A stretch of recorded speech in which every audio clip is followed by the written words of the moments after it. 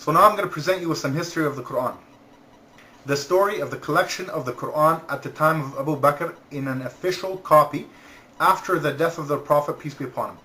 In the 11th year of Hijrah, the battle of Yamama took place between the Muslims, the true Prophet's army, Prophet Muhammad, peace be upon him, and of course that was after his death, and the false Prophet's army, Musaylima al-Kadhdhab, Musaylima the liar, as the Prophet, peace be upon him, called him. Khalid bin al-Walid had commanded that Muslim army, and it was said that many reciters died, and it was said that 70 of the best reciters of the Muslims had died in that battle. So 70 companions died in that battle, and that disturbed Umar ibn al-Khattab. So Umar ibn al-Khattab, which was later on the third caliph or the second caliph, he went to the first leader of the Muslims, Abu Bakr, and told him and convinced him that we should write this in an official copy. We should write the Quran in an official copy. And of course that doesn't mean that people had it written down. It just means that this is going to be the official copy of for the Muslims. And many people, as we know from the Hadith, had it written down. And of course, mainly the family of the Prophet, peace be upon him, and like what's in the Hadith, like the wives of the Prophet, peace be upon him, like Aisha and Hafsa. And it was also said in the Hadith, volume 6, book 61, number 525, that Anas bin Malik said, when he was asked how many people had collected the Quran at the time of the Prophet, peace be upon him. So he said 4 people, and he mentioned Zayd bin Thabit as one of them, and Abu Darda, and Mu'adh bin Jabal, and Abu Zayd. So many people had it collected. And so Abu Bakr ordered Zayd bin Thabit to take lead of the collection of the Quran, and a question arises, why did he ask Zayd bin Thabit to do that? And the answer is, number 1, Zayd took the Quran directly from the Prophet, peace be upon him, as Abu Bakr and Umar themselves are quoted saying in the Hadith of Bukhari, volume 6, book 61, number 509. They say, you're a wise young man, we don't have any suspicions about you, and you used to write the divine inspiration for the apostle of Allah. So that's number 1 reason. Number 2, Zayd bin Thabit, as I told just before this, in the Hadith of 525 in Bukhari, is one of the 4 people that collected by memory and writing the Quran at the time of the Prophet, peace be upon him. And number 3 is that the angel Gabriel came to the Prophet, peace be upon him, that last year before he died twice, and reviewed the Quran twice for him, or with him. And that's, of course, what Abu Hurairah states in the Hadith in volume 6, book 61, number 520. And amongst those people that was present in the last review was Zayd bin Thabit.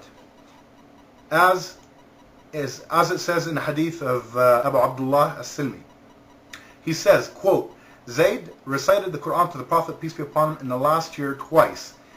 And it was called the recitation of Zayd bin Thabit because he wrote it for the Prophet, peace be upon him, and he witnessed the final review, basically between Jibreel and the Prophet, peace be upon him.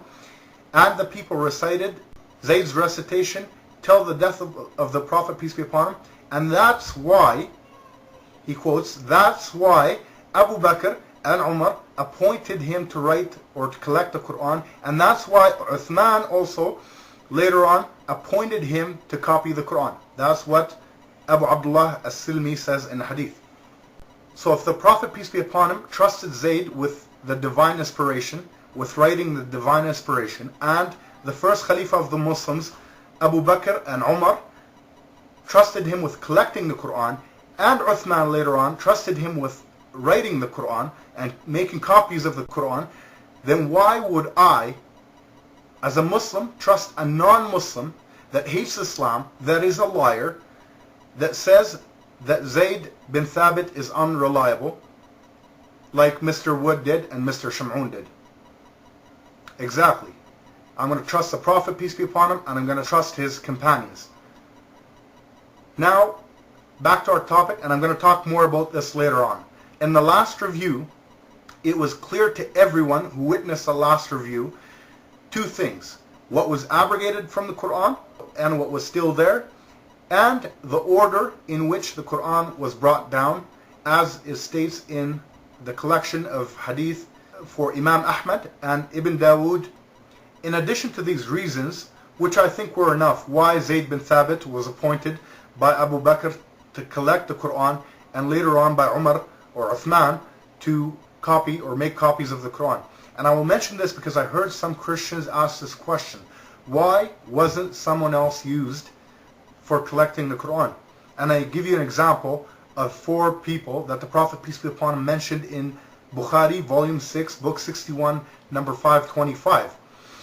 And they were Abdullah bin Mas'ud, Salim, Mu'adh bin Jabal, and Ubay bin Ka'b. And sure, they want to play this game, I'll play this game. So why weren't some of these companions used? Because we know that some of them were not present at the time of the collection of the Quran in Medina. And I'll give you an example.